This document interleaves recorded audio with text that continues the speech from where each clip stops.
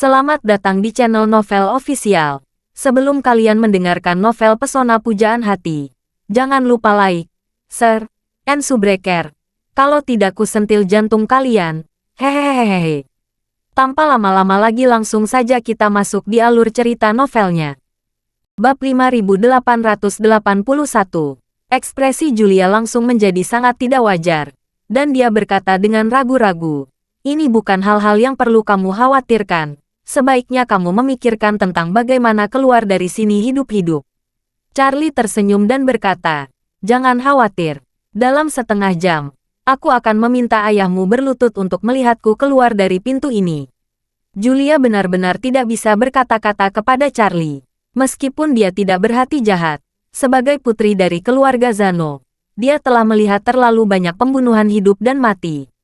Oleh karena itu, dia kehilangan kesabaran untuk terus membujuk Charlie dengan kata-kata yang baik. Julia berkata dengan dingin, "Saya sudah mengatakan apa yang perlu dikatakan. Kalau Anda tetap ingin mati, Anda hanya bisa meminta kebahagiaan." Begitu Julia selesai berbicara, Antonio dan Aman Ramovic sudah mendekat. Antonio tidak memperhatikan Charlie. Perhatiannya tertuju pada putrinya Julia. Begitu pula Aman Ramovic di samping. Matanya selalu memperhatikan Julia dari ke atas dan ke bawah. Dia paling tertarik pada Julia. Antonio menemui Julia dan berkata dengan cepat, "Julia, sapa Tuan Aman Ramovic."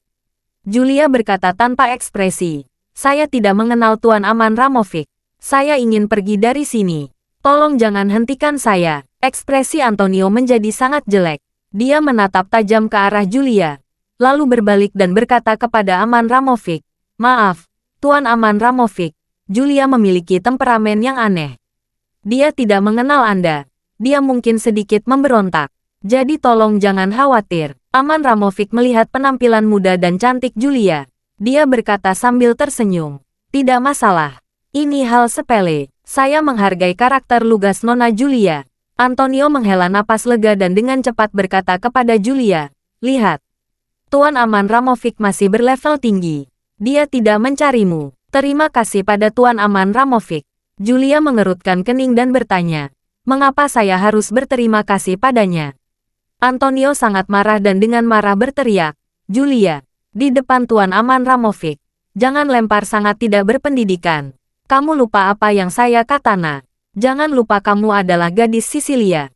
Julia dengan keras menoleh ke samping dan melihat Charlie. Hatinya melembut, dan dia berkata kepada Antonio, "Kamu ingin aku memiliki sikap yang lebih baik dan berperilaku lebih baik. Ingin aku lebih berpendidikan, kan?" "Tentu saja," Antonio berkata dengan serius. "Ingat selalu, kamu mewakili keluarga Zano." "Oke," Julia mengangguk, menunjuk ke arah Charlie tidak jauh dari sana, dan berkata, "Biarkan dia pergi dan berhentilah membuat masalah untuknya. Aku akan berusaha sebaik mungkin untuk mempertahankan perilaku pendidikanku." Antonio mengikuti jari Julia dan melihat wajah Charlie yang tersenyum. Saat dia melihat Charlie, dia sangat marah dan berkata dengan tegas, "Bukankah aku sudah bertekad untuk menjatuhkannya dan membunuhnya? Mengapa dia masih di sini?" Begitu dia mengatakan ini, Aman Ramovic juga melihat ke arah Charlie. Ketika dia melihat ekspresi bercanda Charlie, pupil matanya langsung mengecil dan ekspresi segera menjadi sangat ketakutan. Dia bertanya, "Tuan Wade, mengapa Anda ada di sini?" Charlie tersenyum dan berkata, "Lama tidak bertemu, Tuan Aman Ramovic." Begitu kata-kata ini keluar, Antonio benar-benar tercengang.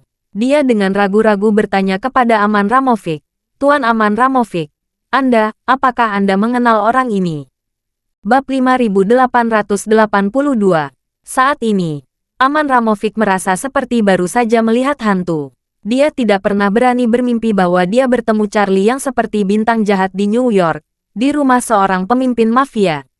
Sejak rencana terakhirnya untuk memenangkan Helena gagal dan dibatalkan, Charlie telah menjadi mimpi buruk di hati Aman Ramovic.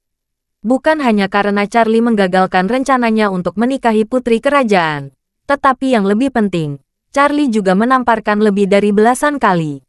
Meskipun Aman Ramovic tidak berasal dari kalangan atas dan sangat menderita ketika dia masih muda, ketika dia menjadi seorang oligarki, tidak ada yang bisa memerintahnya, apalagi mengalahkannya. Charlie jelas satu-satunya. Menurut sifat Aman Ramovic yang biasa, dia pasti akan menemukan cara untuk membunuh Charlie setelahnya. Tapi saat itu, alasan Aman Ramovic memilih untuk menahan amarahnya pada akhirnya adalah karena Charlie. Namun juga, adalah anggota keluarga Wade di Eastcliff.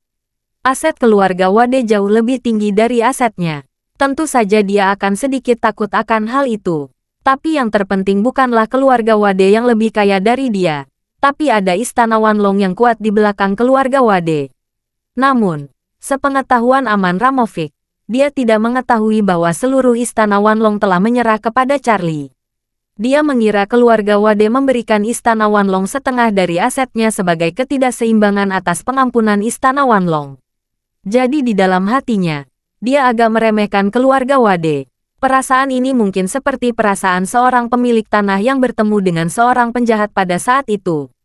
Meskipun dia memandang rendah tuan tanah dan ingin menjadi pengkhianat negara dan mencari kejayaan, dia tetap harus bersikap sopan dan hormat karena kekuatan di belakangnya.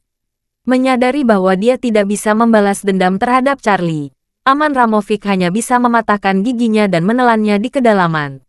Dia meninggalkan Eropa Utara dengan putus asa, berpikir bahwa dia tidak akan pernah bertemu Charlie lagi dalam kehidupan ini. Tetapi dia tidak menyangka, datang ke Amerika hari ini, begitu turun dari pesawat dan sebelum menemukan tempat istirahat di rumah Antonio, dia bertemu lagi dengan Charlie. Saat ini, Aman Ramovic merasa tertekan dan marah. Penghinaan sebelumnya tiba-tiba kembali ke jantung, membuatnya menggenggam tangan dan gigi yang rapat. Antonio di samping, melihat Aman Ramovic tidak merespons pada waktu yang lama. Dia bertanya lagi, "Tuan Aman Ramovic, apakah Anda mengenali anak ini?" Charlie memandang Aman Ramovic dengan penuh minat, menantikan jawabannya. Aman Ramovic kembali sadar saat ini, tetapi tidak segera berbicara. Dia berulang kali mempertimbangkan dua hal dalam pikirannya. Pertama, mengapa Charlie ada di sini? Apakah dia sengaja menunggu dirinya di sini? Atau hanya kebetulan? Kedua, sepertinya Charlie hanya membawa satu pengikut, dan Antonio sendiri ingin anak buahnya membunuh Charlie. Bisakah dia menggunakan bantuan Antonio untuk memfasilitasi masalah ini, sehingga dia bisa membalas rasa malunya? Aman Ramovic tahu bahwa mafia seperti Antonio tidak akan pernah memasukkan mata saat membunuh orang. Tapi selama mereka memastikan bahwa mereka dapat menyinggung perasaan seseorang, mereka tidak akan pernah menyertakan mata saat membunuh seseorang. Antonio sepertinya tidak menghormati Charlie. Mungkin dia tidak mengetahui identitas asli Charlie. Jadi, Aman sengaja menunjuk ke arah Charlie dan bertanya kepada Antonio, "Apakah kamu mengenal dia?" Antonio menggelengkan kepalanya. "Saya tidak mengenalnya. Hanya saja ada sedikit permulaan dan itu agak tidak menyenangkan. Kalau Anda kenal dia, demi Anda, muncul antara aku dan dia. Jika tidak puas, saya akan meminta maaf kepada pria ini." Saat ini, Antonio merasa sedikit gugup. Dia juga khawatir Charlie dan Aman Ramovic adalah teman atau kenalan. Jika Aman Ramovic tidak senang, itu tidak akan berakhir dengan baik baginya. Dia dengan rendah hati mengungkapkan sikapnya terlebih dahulu, yang bisa dianggap meninggalkan jalan keluar untuk dirinya sendiri. Bab 5883. Ketika Aman Ramovic mendengar ini, dia mendapat ide. Berpikir dalam hati, "Saya tidak pernah mengira Charlie dan Antonio akan bergesekan. Ini adalah rumah Antonio. Ini adalah kandang Antonio yang mutlak. Seluruh Manor dan sekitar Manor. Saya tidak tahu ada berapa banyak pembunuh mafia yang siap siaga. Dan sepertinya hanya ada 2 orang dalam kelompok Charlie. Dalam hal ini, selama Antonio memberi perintah, bagaimana jika Charlie bisa bertarung? Dia akan memukul sampai mati oleh para pembunuh ini di sarang lebah. Adapun apakah Istana Wanlong akan membalas dendam pada Antonio setelah Charlie meninggal? Apa hubungannya dengan saya? Bagaimanapun, saya tidak membunuh. Saya juga tidak mendorong Anthony untuk membunuh. Istana Wanlong tidak dapat dipasang namun caranya ke kepalaku. Saat Julia kehilangan ayahnya, dia mungkin rapuh dan membutuhkan kenyamanan. Aku akan bisa memanfaatkannya dan memenangkan kembali kecantikannya. Jika Julia bisa mendengarkan saya dan berada dalam belas kasihan saya juga bisa mendukungnya dan membantu dia mengambil alih posisi ayahnya untuk mengendalikan seluruh mafia New York. Pada saat itu, mafia New York bisa menjadi senjata pribadi saya. Memikirkan hal ini, Aman Ramovic berusaha keras menahan kegembiraan di hatinya. Dia menunjuk ke arah Charlie dan berkata kepada Antonio tanpa ekspresi, "Saya tidak mengenal orang ini.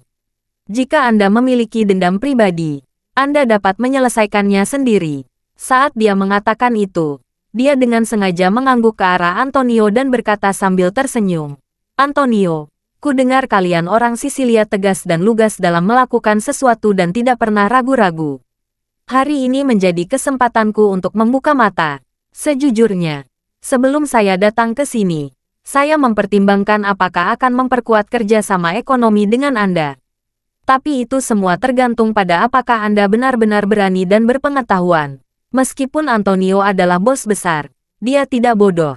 Begitu dia mendengar kata-kata ini, dia tahu apa yang sedang dilakukan Aman Ramovic, dan diam-diam dia berpikir, orang Rusia ini berbicara dengan cara yang tidak jelas dan cerewet.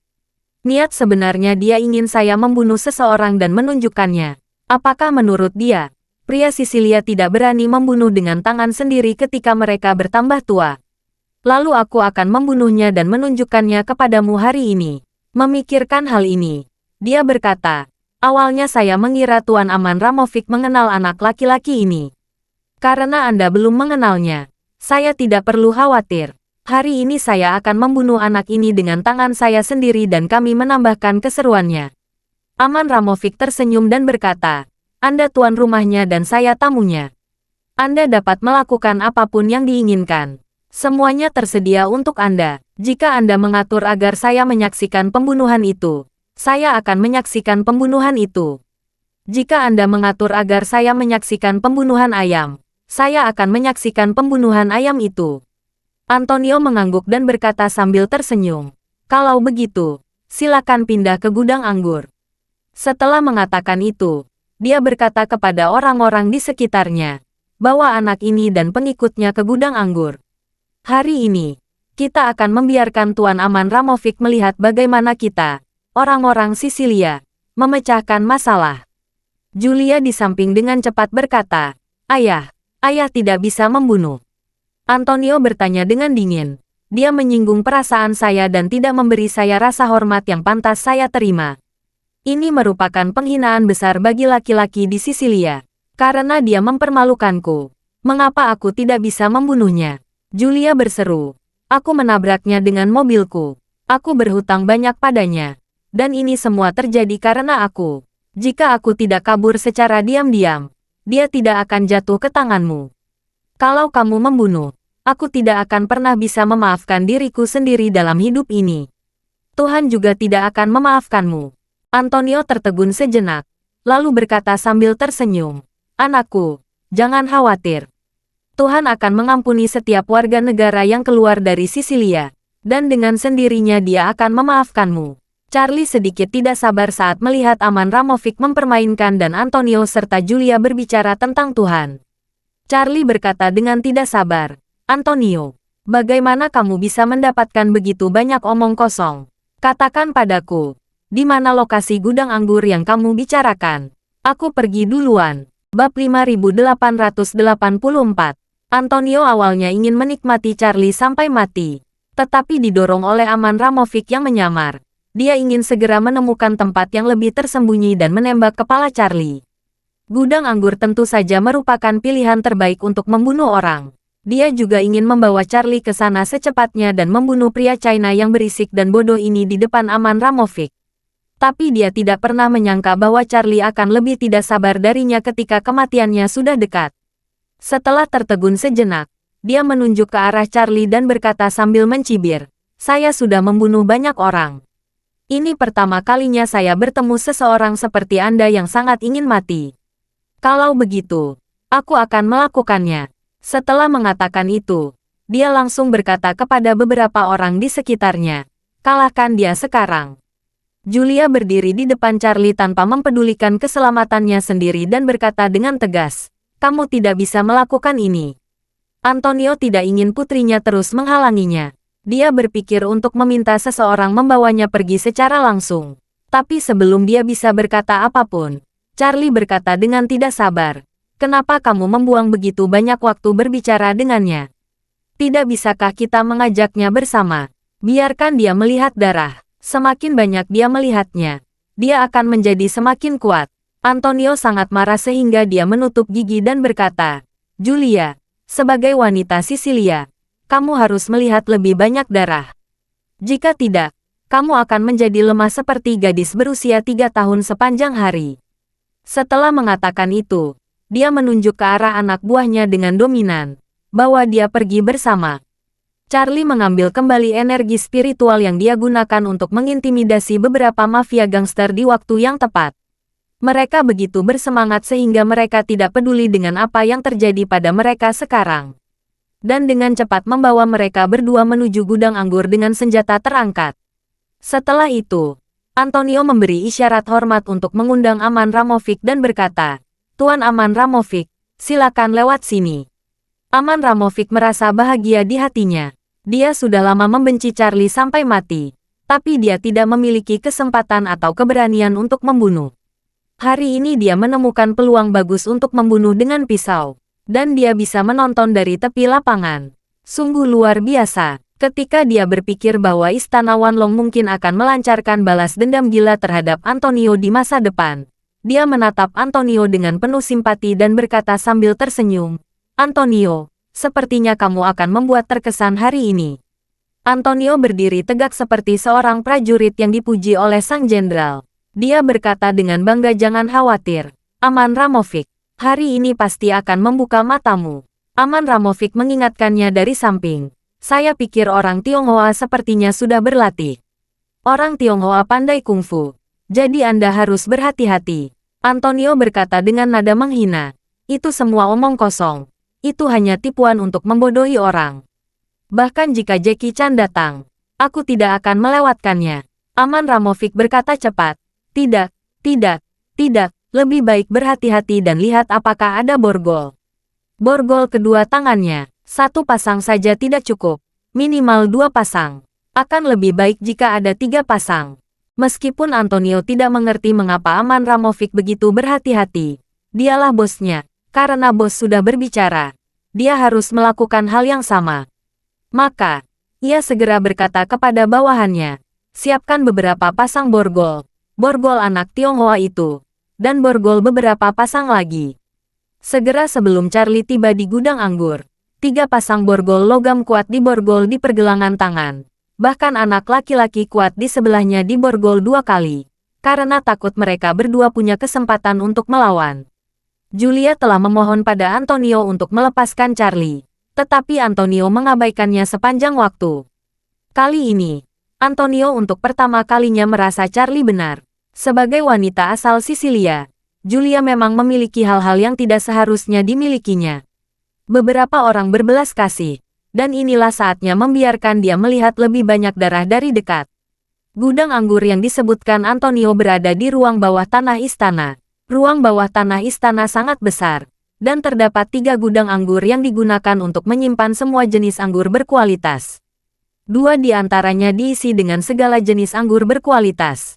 Tetapi yang terbesar tidak hanya tidak memiliki anggur berkualitas lengkap, tetapi juga memiliki 1 set rak penyiksaan yang digunakan oleh Vatikan Eropa pada abad ke-15. Di sana Antonio menyiksa dan membunuh musuh-musuhnya. Karena tangan Charlie diborgol dengan 3 pasang borgol di belakang punggungnya, Antonio tidak membiarkan siapapun memasukkannya ke rak penyiksaan. Sebaliknya, setelah membawa Charlie ke bawah rak pemakaman, dia dengan tidak sabar berdiri di sampingnya. Petugas itu mengambil pistol dari tangannya, menempelkannya ke dahi Charlie, dan mencibir.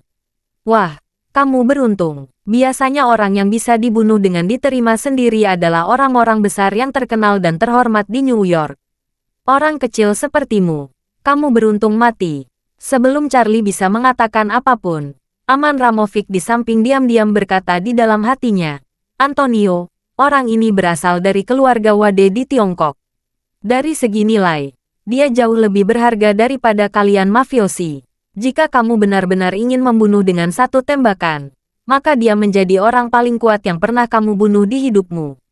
Charlie ditodong pistol, tapi dia tetap tidak takut. Menurutnya, berpendapat apapun pistolnya, tidak akan melukainya sama sekali. Selama itu bukan monster seperti anti-meriam jarak dekat, dia bisa menghadapinya dengan tenang. Jadi, dia tersenyum dan berkata, sungguh aneh. Dalam beberapa jam setelah datang ke New York kali ini, dua kelompok orang menodongkan senjata ke kepalaku. Inikah cara kalian para gangster New York memperlakukan tamu? Antonio tidak mengerti, mengerutkan kening dan bertanya, apa maksudmu? Dua kelompok orang, selain aku, siapa lagi yang menodongkan pistol ke arahmu? Charlie berkata dengan santai, oh, bukan siapa-siapa, hanya beberapa udang kecil, tapi jangan khawatir. Saya akan mengantarmu untuk mengenal mereka nanti. Bawa mereka. Antonio tercengang dan bertanya pada Charlie. Apakah ada penyakit serius yang ada dalam pikiranmu? Apa yang memberitahukanku akan membiarkanmu keluar dari sini hidup-hidup? Aman Ramovic tidak takut ketika dia melihat Charlie dengan pistol di kepalanya. Dan dia tidak bisa menahan perasaan berdebar-debar di dalam hatinya. Dia semakin merasa bahwa setiap detik hidup Charlie adalah ancaman baginya. Jadi dia sengaja merangsang Antonio. Dia tersenyum dan berkata, Antonio, sepertinya bocah Tionghoa ini sama sekali tidak takut padamu. Kurasa dia mengira kamu tidak berani menembak sama sekali. Antonio tiba-tiba merasakan wajahnya terbakar. Dan dia segera berkata kepada Aman Ramovic, Tuan Aman Ramovic, mohon mundur beberapa langkah. Saya akan membahasnya setelah saya menghitung 3. Kalau begitu, jangan sampai seluruh tubuh Anda berdarah. Aman Ramovic tersenyum dan mengangguk. Mundur beberapa langkah dan berkata, Antonio, bisakah hitung mundur dimulai? Bab 5885. Julia tahu bahwa ayahnya mempunyai niat membunuh. Namun dia tetap melakukan upaya terakhirnya dan menangis. Ayah, jangan, tolong, jangan bunuh dia tidak bersalah. Antonio mengabaikannya, menatap Charlie, dan berkata dengan dingin, 3. Charlie tersenyum tipis dan berkata, doa. Sial, Antonio tidak menyangka Charlie akan pamer pada akhirnya. Seluruh gigi dan berkata, oke, ini suara terakhir yang akan kamu tinggalkan di dunia ini. Setelah itu, dia berteriak 1. Lalu, tanpa ragu, dia menarik pelatuknya. Goblok, suara tembakan yang tajam, disertai teriakan Julia, menggema di seluruh gudang anggur. Antonio menarik pelatuknya dengan mulus, dan gerakan mundur dari pemahamannya bahwa tembakan telah terlepas. Tepat ketika dia ingin melihat kepala Charlie mekar, dia terkejut saat mengetahui bahwa Charlie tidak terluka.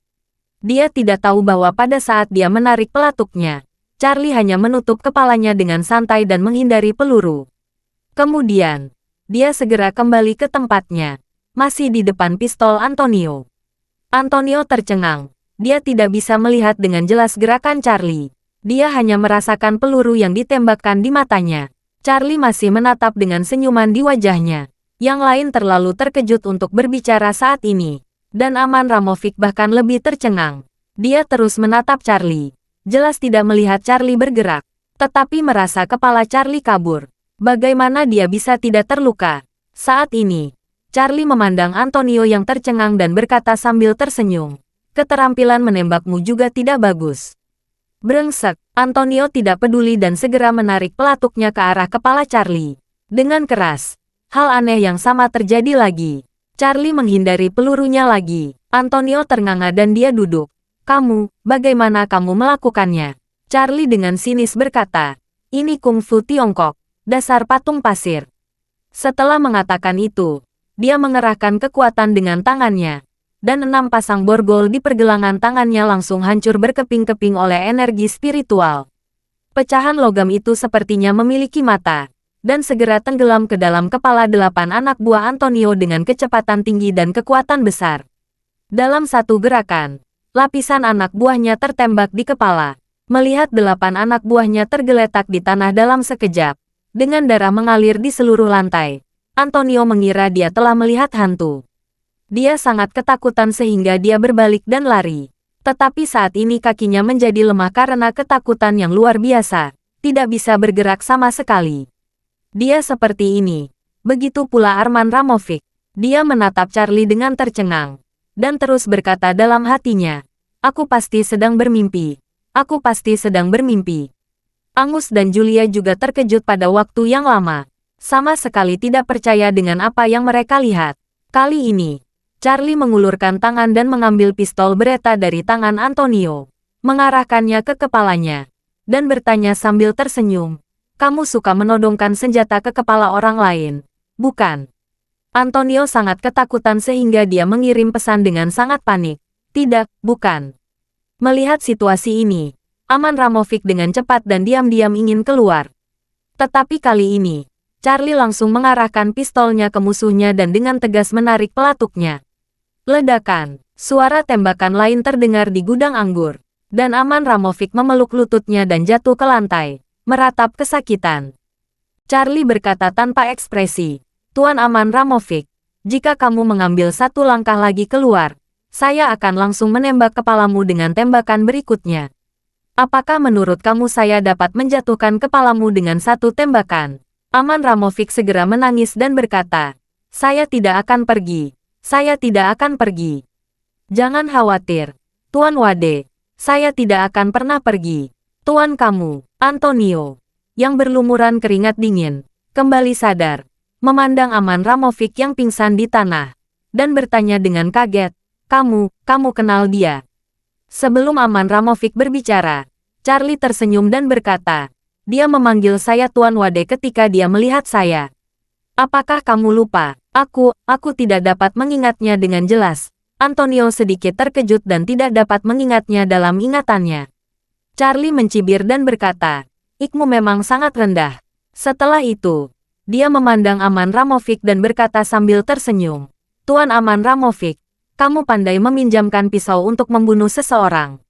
Tapi kamu berasumsi ingat bahwa kamu ingin meminjam pisau untuk membunuh seekor ayam untuk membunuh seekor naga." Aman Ramovic berkata dengan panik, "Tuan Wade, saya tidak bermaksud seperti ini." Charlie pergelangan tangannya. "Sebelum tiba waktunya kamu membayar tagihan, saya akan membayar Tuan Zano dulu." Setelah itu, dia melihat ke arah Antonio lagi dan berkata sambil tersenyum, "Kamu selalu mengatakan bahwa putrimu harus melihat darah. Sekarang dia telah melihat darah, tetapi dia belum melihat darahmu. Apakah wilayah itu pantas?" Julia yang berada di samping sadar dan berkata dengan cepat, "Tidak. Tolong jangan sakiti ayahku." Charlie memandangnya dan berkata dengan dingin, "Kamu tidak punya tempat untuk berbicara di sini. Ayahmu ingin kamu melihat bagaimana dia membunuhku, dan aku juga bisa membuatmu melihat bagaimana aku membunuh." Kaki Antonio melemah karena ketakutan, dan dia berlutut sambil berteriak, "Tuan Wade, ampuni hidupku, aku tidak berani untuk tidak menghormatimu lagi." Charlie tersenyum dan berkata, "Jangan gugup, aku belum berencana membunuhmu. Sudah kubilang aku akan mengajakmu bertemu beberapa orang sehingga kamu bisa mencapainya dengan baik." "Terima kasih Tuan Wade. Terima kasih Tuan Wade." Setelah mendengar bahwa Charlie tidak berniat mengambil nyawanya, Antonio merasa lega dan segera menangis dan berterima kasih padanya. Tapi sebelum dia bisa bernapas, Charlie tiba-tiba mengangkat senjatanya, dan terjadi ledakan. Sebuah peluru langsung mengenai lutut kirinya, menghancurkan lutut kirinya hingga berkeping-keping. Hanya menyisakan daging dan kulit yang menempel. Antonio memegangi paha kirinya dan berteriak kesakitan.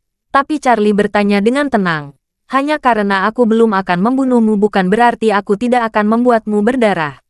Apa yang membuatmu bahagia sepagi ini?" Bab 5886. Keganasan dan kedinginan Charlie membuat Antonio tidak bisa menahan rasa gemetar, dan kata-kata Charlie semakin membuatnya takut. Karena dia tahu, Charlie hanya mengatakan dia tidak akan membunuh untuk saat ini. Tetapi apakah dia harus membunuh atau tidak, semuanya tergantung suasana hatinya. Memikirkan hal ini, dia menangis kepada Charlie. "Tuan Wade, kita hanya mengalami kesalahpahaman kecil. Sekarang lutut saya pecah. Saya sudah membayar mahal. Saya harap Anda dapat mempertimbangkan ketulusanku. Jangan terlalu dendam, aku sadar aku salah." Charlie tersenyum dan berkata, "Lihat dirimu. Mengapa kamu menangis?" Pria Sisilia tidak bisa berdarah dan berkeringat, meneteskan air mata. "Kamu menangis seperti ini di depan putrimu. Apakah kamu layak menjadi orang Sisilia?" Antonio merasa malu, meskipun dia sering berbicara tentang roh Sisilia. Ketika dia benar-benar menodong pistol dan sudah menerima tembakan, Dia hanya ingin memohon pada Charlie untuk melepaskannya. Saat ini, apalagi yang bisa dia pedulikan? Dengan semangat orang Sisilia, selama Charlie bisa menyelamatkan nyawanya, membiarkan dia melepas celananya dan lari dari sini ke Manhattan, dan berlari 3 kali mengelilingi Central Park Manhattan, dia akan bersedia melakukannya. Sangat sedikit orang yang cukup sukses di bidang tertentu yang tidak takut mati. Meskipun Antonio telah tumbuh dari pertarungan hingga saat ini, dia tidak seberani dan tak kenal takut seperti ketika dia masih muda. Ketika Antonio masih muda, dia sama seperti pemuda berusia 14 dan 15 tahun. Keluarganya miskin, dia tidak punya uang, dan dia tidak pernah menikmati hari yang baik. Ketika dia keluar untuk membunuh orang, dia bahkan tidak mampu naik taksi. Dia naik bus dari parang di punggung, dan harus menghindari angkutan saat naik bus. Orang seperti ini bahkan tidak mengerti arti hidup. Dia hanya bisa naik bus untuk membunuh orang selagi dia masih hidup. Setelah dia meninggal, dia bisa berbaring di ambulans sebentar. Jadi dia tidak akan takut meskipun sebilah pisau mengenai keningnya. Namun Antonio hanya melihat sekilas demi memilih hingga saat ini. Setelah menjadi bos mafia terbesar di New York, dia paling takut mati. Keberaniannya hanya akan terlihat ketika dia benar-benar sudah menghancurkan lawannya. Misalnya, 10 menit yang lalu, ketika dia merasa Charlie hanyalah seekor semut dan dia bisa menghancurkannya sampai mati sesuka hati. Dia sama sekali tidak takut. Namun, ketika dia berada dalam posisi yang sangat dirugikan dan kemungkinan besar akan kehilangan nyawanya, keberaniannya hilang tanpa jejak. Untuk bertahan hidup dan mengurangi penderitaan, Antonio hanya bisa menangis dan berkata, "Tuan Wade, jika Anda masih belum puas, saya bersedia memberi kompensasi 5 juta dolar AS. Ini adalah isyarat kecil." Charlie tersenyum dan bertanya kepadanya, "Antonio, berapa total uang yang kamu miliki?" Antonio tampak panik, menghindari datangnya Charlie, dan berkata dengan ragu-ragu, Aku hanya punya kekayaan bersih puluhan juta dolar." Charlie mengangkat pistolnya, menempelkan moncongnya ke pipinya, dan mencibir, "Saya tidak mengerti. Apakah kamu takut mati atau takut mengeluarkan uang?" Antonio ketakutan, dan dengan cepat mengubah kata-katanya. Tidak, saya salah menyatakan. Tuan Wade, saya punya ratusan juta dolar. Setelah mengatakan itu, Antonio segera menambahkan, "Tetapi kebanyakan adalah real estate." Charlie menatap dengan ekspresi dingin, dan tiba-tiba menarik pelatuk di telinga. Getaran besar membuat telinga kanan Antonio berdengung. Dia tidak tahu apakah itu benar getaran pistol atau alasan lainnya. Dia merasakan mati rasa di telinganya. Dan, sebelum dia bisa pulih, dia merasakan aliran panas mengalir di sepanjang telinga ke pipi dan dagunya. Dia terkejut dan tanpa sadar menyentuhnya, hanya untuk menemukan bahwa telinganya telah tertembak. Bab 5887. Pistol Letta 92F buatan Italia selalu menjadi senjata ringan kebanggaan mafia Italia. Kekuatan pistol ini sungguh luar biasa. Energi kinetik moncongnya yang kuat tidak menembus telinga kanan Antonio, melainkan langsung pecah berkeping-keping. Antonio menutup pendengarannya dan berteriak putus asa. Julia juga menangis dan menutup telinga ayahnya dengan tangan, dan dengan marah bertanya kepada Charlie, "Apakah kamu gila? Apakah kamu seorang fasis?" "Fasis?" Charlie tertawa. "Bagaimana saya, seorang Tionghoa, bisa menjadi seorang fasis? Berbeda dengan ayahmu, pria hebat Sisilia ini mungkin ada di dalamnya dengan Mussolini." Setelah mengatakan itu, Charlie memandang Julia dengan ekspresi tajam dan berkata dengan tegas. Dia memarahi, "Wanita dari Sisilia ini, saya sarankan kamu untuk lebih objektif. Ayahmu yang ingin membunuhku terlebih dahulu. Baru saja dia ingin menembak kepala saya, dan kamu melihatnya. Jika saya tidak terlalu mampu, saya sudah berubah menjadi mayat yang tidak dapat dikenali. Meskipun saya memberikan 2 tembakan, saya belum membunuhnya. Dibandingkan dengan dia, aku sudah terlalu baik." Julia terdiam sesaat. Dia juga tahu bahwa ini sepenuhnya kesalahan ayahnya. Ayahnya yang berniat melakukan pembunuhan terlebih dahulu. Sampai batas tertentu, ini adalah kesalahannya. Namun, pria yang ditembak 2 kali adalah ayahnya. Dia hanya bisa gigit jari dan berkata kepada Charlie, Meskipun dia ingin membunuhmu, tidak peduli apa, dia sebenarnya tidak menyakitimu sama sekali. Kamu yang menghancurkan salah satu kaki dan salah satu telinga. Sebagai perbandingan, kamu adalah seorang fasis. Charlie mengamatinya dan bertanya dengan tenang. Apakah konservasi kata-katamu objektif?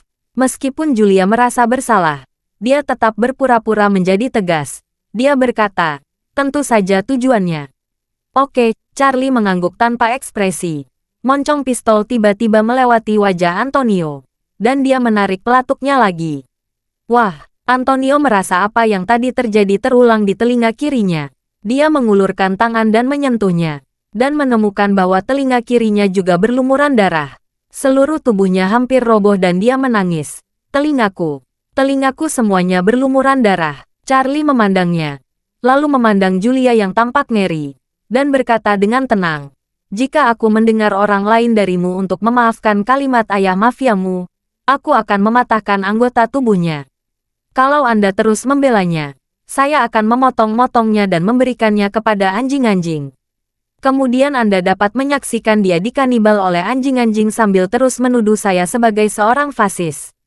Mendengar hal itu, Antonio berkata, dia sangat ketakutan.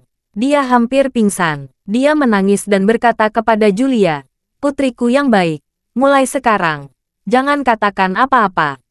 Julia juga sangat ketakutan. Ketika ayahnya mengatakan ini, dia hanya bisa menganggukkan kepala, tidak berani mengucapkan kata pun. Charlie mengabaikannya dan bertanya kepada Antonio, apakah kamu akan mengatakan yang sebenarnya sekarang? Atau akankah kamu terus berbohong? Antonio sangat ketakutan dan menangis. Saya akan mengatakan yang sebenarnya. Saya akan mengatakan yang sebenarnya. Semua aset saya kira-kira 2 miliar dolar AS lebih.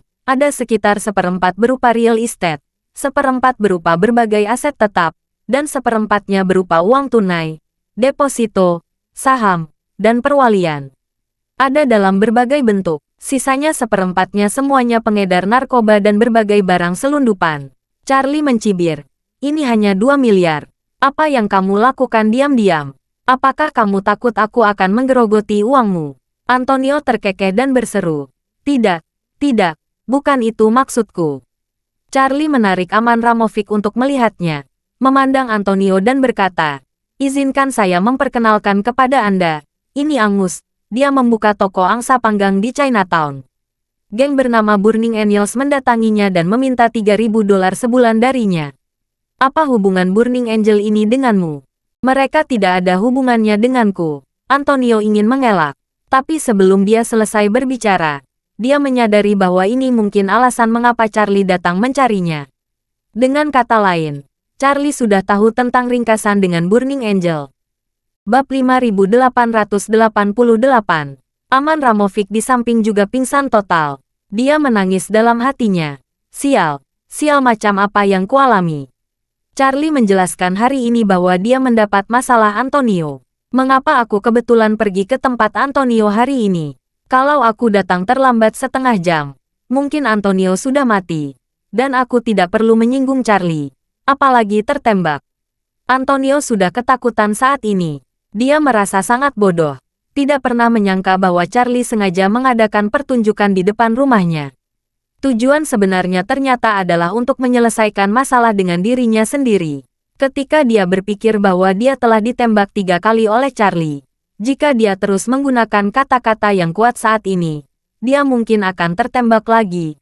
Jadi dia hanya bisa berkata dengan jujur, Tuan Wade, aku akan mencatat sebenarnya. Burning Angels ini adalah geng kecil yang aku kendalikan, meskipun mereka setia padaku. Aku benar-benar tidak tahu kalau mereka begitu besar sehingga berani menyakiti perasaanmu. Kuharap Anda mau memberiku kesempatan. Saya akan memanggil bos Burning Angels dan membunuhnya dengan tangan saya sendiri. Dia akan memberi Anda penjelasan. Charlie menatap Julia lagi dan bertanya padanya. Anda bisa mendengarkan dengan jelas. Siapakah fasis itu yang selalu rela membunuh orang? Ayahmu membunuh orang lain demi menyenangkanmu agar bisa bertahan hidup. Katakan, apakah sampah semacam ini masih manusia? Bahkan lebih buruk dari anjing sialan. Anjing lebih setia dari dia. Julia terlalu malu untuk mengangkat kepalanya. Sementara Antonio dengan cepat menjelaskan, Tuan Wade, saya juga ingin melampiaskan amarah Anda dengan Angus ini. Charlie mengabaikannya dan bertanya pada Angus. Angus, berapa banyak uang yang dapat dihasilkan toko Anda dalam sebulan? Angus berkata, Tuan Wade, toko saya hanya dapat menghasilkan hingga $4.000 AS per bulan. Karena harus membayar sewa, menyewa seseorang untuk mencuci piring, dan mempekerjakan seseorang untuk membantu di siang hari. Juga harus membayar biaya perlindungan. Jadi $4.000 AS sudah menjadi batasnya. Charlie mengangguk, menatap Antonio, dan bertanya, apakah kalian mafia suka meminta 75% keuntungan orang lain sebagai biaya perlindungan? Antonio terkekeh berulang kali. Tidak, mungkin ada kesalahpahaman di sini. Mungkin itu keputusan yang dibuat oleh Burning Angel tanpa izin saya. Charlie memegang tangannya. Saya tidak peduli tentang ini. Mulai sekarang, Angus akan menjadi anggota geng Tiongkok. Kalian geng lokal harus membayarnya 75% dari keuntungan kalian sebagai biaya perlindungan. Tidak peduli berapa banyak kerugianmu. Apakah kamu mengerti? Mata Antonio membelalak. Dia tidak berani mengatakan apapun, termasuk kata tidak. Sekarang dia hanya ingin melewati kesulitan itu dulu. Dia hanya bisa mengangguk dan berkata, saya mengerti, Tuan Wade. Jangan khawatir. Saya secara pribadi akan menyerahkan biaya perlindungan bulanan kepada saudara Angus. Charlie mengulurkan tangannya. Anda tidak memiliki kesempatan ini. Jika Anda berperilaku baik hari ini, besok pagi, akan ada kapal yang akan membawa Anda dan Tuan Aman Ramovic keluar dari New York hidup-hidup. Adapun biaya perlindungan, Anda dapat meminta putri Anda membayar tepat waktu setiap bulan. Tapi jika Anda tidak bekerja dengan baik, Anda tidak akan tinggal di sini lagi besok. Antonio bertanya dengan ngeri. Tuan Wade, di mana Anda akan mengirim saya dan Aman Ramovic?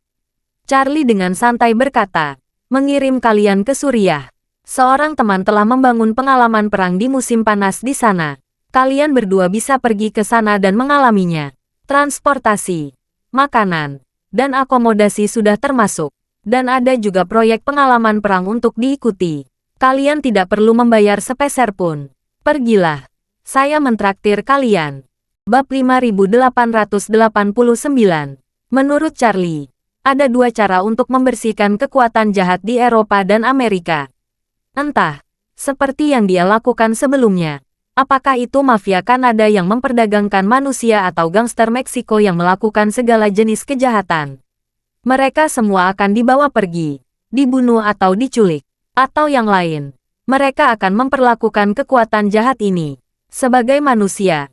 Untuk durian, kupas terlebih dahulu dan cabut semua duri yang ada pada durian tersebut.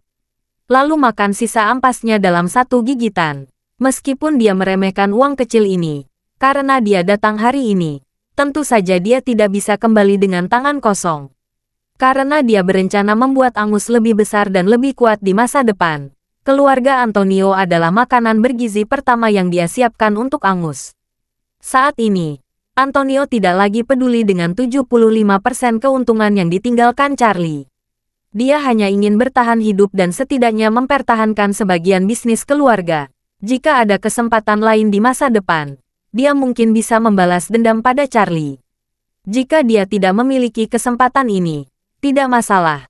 Setidaknya dia selamat. Namun, ketika Charlie mengatakan bahwa dirinya akan dikirim ke Suriah, dia pingsan dan menangis. Tuan Wade, Anda dapat memberitahu saya apapun yang Anda inginkan. Saya dapat memberi Anda 75% dari keuntungan saya atau bahkan 85% dari keuntungan saya.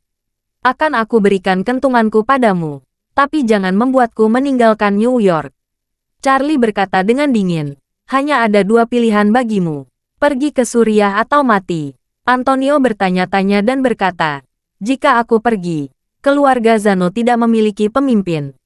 Keluarga akan terpecah, dan 75% keuntungan yang menjanjikan Anda hilang. Jika kamu mempertahankanku, aku akan bekerja keras menghasilkan uang untukmu. Charlie melirik Julia dan berkata, setelah kamu pergi, putrimu akan mengambil alih organisasimu. Julia segera berseru, saya tidak menginginkannya. Saya tidak ingin menjadi mafia. Charlie bertanya penasaran. Bukankah ayahmu mengatakan bahwa wanita Sisilia perlu melihat lebih banyak darah? Saya pikir dia ingin melatihmu untuk menjadi penggantinya. Julia menggelengkan kepalanya dan berkata, tidak, dia hanya ingin menikahkan saya dengan orang Rusia itu. Oh, Charlie tiba-tiba mengerti. Mengangguk sedikit, menoleh dan menatap Aman Ramovic. Dia bertanya sambil tersenyum. Tuan Aman Ramovic, apakah kamu datang ke Amerika Serikat kali ini mencari pasangan? Aman Ramovic siap mati. Dia hanya bisa berkata dengan canggung. Ya, Antonio bilang. Dia bersedia menikahkan putrinya denganku. Charlie tersenyum dan berkata, kalau begitu kita bisa dianggap ditakdirkan untuk bertemu 2 kali. Dua-duanya kamu sibuk mencari pasangan tapi 2 kali saya mengacau. Tuan Aman Ramovic, apakah kamu tidak marah? Aman Ramovic juga sangat tertekan. Dan dia tidak mengharapkannya. Dia ingin menyelesaikan masalah separuh lainnya 2 kali. Dan 2 kali dia bertemu Charlie. Terakhir kali lebih baik. Meskipun dia kehilangan muka, dia hanya dapat mengingatnya. Hari ini benar-benar tertidur. Salah satu kakinya ditembak. Dilihat dari kejadiannya, Charlie akan mengirimnya ke Suriah. Namun, ketika dihadapkan pada pertanyaan Charlie, bagaimana dia berani untuk tidak patuh? Dia dengan cepat menenangkan diri dan berkata, Tuan Wade, bagaimana saya bisa marah kepada Anda? Jika Anda tidak marah kepada saya akan berterima kasih. Charlie mengangguk dan berkata dengan kepuasan, yang terbaik adalah jika kamu memiliki kesadaran ini, sehingga penderitaanmu akan berkurang di masa depan. Setelah itu, dia menatap Antonio lagi dan bertanya kepadanya, berapa banyak anak yang kamu punya? Antonio menjawab, 3. Charlie menunjuk ke arah Julia dan bertanya kepadanya, Julia anak nomor berapa? Antonio berkata, Julia anak kedua saya. Charlie bertanya lagi, selain itu di mana 2 yang lain? Apakah mereka laki-laki atau perempuan? Antonio menjawab dengan jujur. 2 lainnya laki-laki. Yang tertua berusia 25 tahun. Yang lebih muda berusia 19 tahun. Charlie bertanya kepadanya, siapa yang ingin kamu biarkan mengambil alih di masa depan? Antonio dengan cepat berkata, saya berencana menyilakan putra sulung saya mengambil alih. Charlie mengangguk dan berkata, baiklah. Kalau begitu minta putra sulung Anda mengambil alih posisi mulai besok. Saya akan meminta porter dari Istana Wanlong terbang untuk menyusul. Lakukan serah terima dan minta porter mengenalnya. Sehingga jika dia tidak patuh di kemudian hari, dia akan tahu siapa yang harus dibidik dengan senjatanya. Antonio merasa ngeri saat mendengar tentang Istana Wanlong dan porter. Bab 5890. Nama Istana Wanlong diketahui hampir semua orang di bidang tentara bayaran dan geng. Antonio tentu saja tahu tentang organisasi legendaris ini dan legendaris Porter. Namun dia tidak pernah berpikir bahwa menurut Charlie, dia bisa memanggil Porter ke New York kapan saja. Memberikan kesan bahwa Porter adalah salah satu bawahannya. Dan Aman Ramovic mau tidak mau mulai menganalisis kembali hubungan antara Charlie dan Istana Wanlong. Dulu, dia mengira Istana Wanlong telah merampas setengah aset keluarga Wade. Jadi dia melindungi keluarga Wade. Tapi sekarang tampaknya kekuatan Charlie sangat tidak normal. Dan kepribadiannya sangat kuat. Bagaimana orang seperti itu bisa menyerah pada orang lain? Oleh karena itu, apakah Istana Wanlong menaklukkan keluarga Wade atau apakah Charlie menaklukkan Istana Wanlong masih menjadi tanda tanya. Namun, jika dilihat dari kinerja Charlie, tampaknya yang terakhir lebih mungkin terjadi.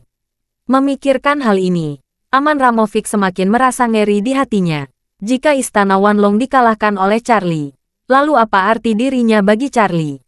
Bukankah dirinya akan sepenuhnya dimanipulasi olehnya?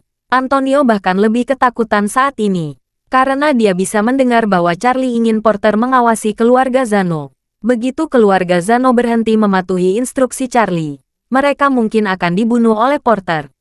Saat ini, Charlie tidak menyembunyikan ancamannya sama sekali. Dia berkata dengan dingin, mulai besok, tidak peduli siapa di keluarga Zano yang angkat bicara, selama ada yang tidak patuh, saya akan meminta Porter untuk segera membunuhnya.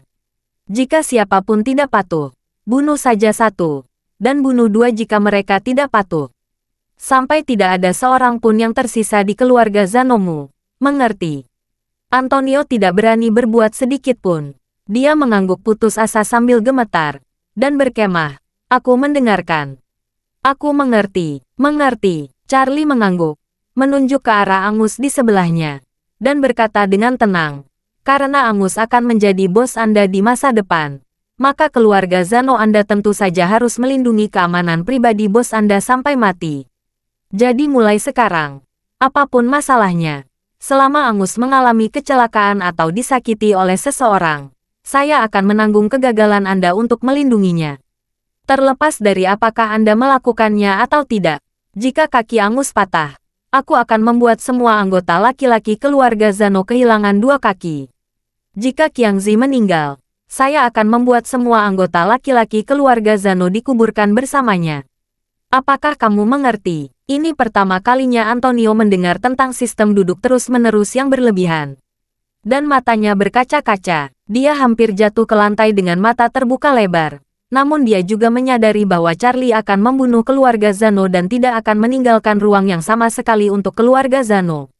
Ketidaktaatan akan menyebabkan kematian, dan perlawanan akan menyebabkan kematian. Dalam hal ini, satu-satunya berarti hanyalah ketaatan. Dan itu semua adalah ketaatan tanpa syarat. Tak berdaya. Dia hanya bisa menangis dan mengangguk setuju. Dan berkata, "Jangan khawatir, Tuan Wade. Keluarga Zano akan melakukan yang terbaik untuk memastikan keselamatan pribadi saudara Qiang." Charlie mengangguk, menatap Aman Ramovic lagi, dan berkata, "Anda juga anggota dari sistem duduk bersama ini. Saya menyarankan Anda untuk menyerahkan semua kroni dan keturunan langsung Anda ke tangan Angus, agar bisa dimanfaatkan olehnya, dan juga melindungi dia. Kalau sesuatu terjadi padanya, kamu hanya akan lebih sial. Saat kamu tidur di Suriah, jangan salahkan aku karena tidak mengingatkanmu." Begitu Aman Ramovic mendengar ini, Charlie menyelamatkannya untuk mengirimnya ke Suriah, dan dia ketakutan dan bingung. Dia tidak tahu apa niat Charlie. Tempat itu selalu dilanda perang. Siapa yang mau lari ke sana jika dia tidak peduli dengan hidupnya? Ketika dia memikirkan hal ini, dia memohon kepada Charlie, "Tuan Wade, semua kesalahan yang saya buat hari ini adalah karena kebingungan saya. Tolong jangan seperti saya. Jika Anda masih belum puas, Anda bisa memukul atau memarahi saya. Berikan aku nomor rekeningmu. Saya akan memberikan sejumlah uang. Katakan berapa banyak yang kamu inginkan. Aku hanya memintamu untuk menjadi bangsawan dan membiarkan aku pergi." Charlie menatapnya dan berkata dengan dingin, "Saat kita bertemu di Eropa Utara, aku sudah membiarkanmu pergi. Kalau tidak, bagaimana kamu masih memiliki kesempatan untuk muncul di sini?" Mengatakan itu, Charlie menahan dan menghela nafas. "Aku memberikan kesempatan, tapi kamu tidak melakukannya. Aku tidak mengerti." Aman Ramovic masih ingin memohon belas kasihan.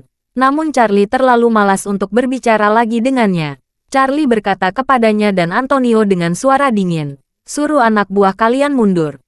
Dalam 10 menit, kalian berdua akan pergi ke Chinatown bersamaku."